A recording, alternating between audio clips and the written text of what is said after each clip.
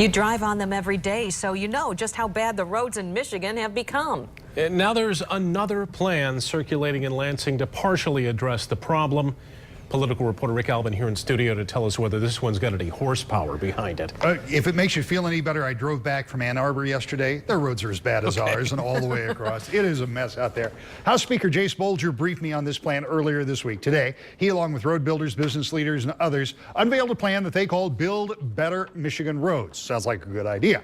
New proposal for structural changes in transportation funding here in Michigan. Bolger, along with other legislators and representatives of stockholder groups, rolled out a plan that he says will get part of the way to the $1.2 billion Governor Snyder wants to bring the state's roads back up to an acceptable condition.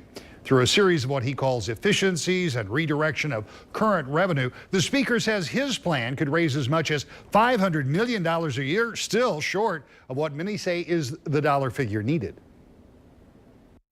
That, by many estimates, will still leave you $700 million a year short. That's still a good chunk of change.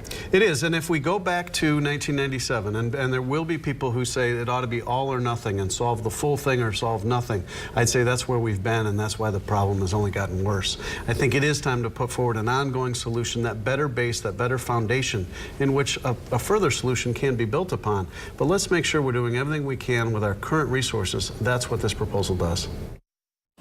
Bolger's plans has a lot of moving parts. It would require several pieces of legislation, presumably. He'll explain it in more detail.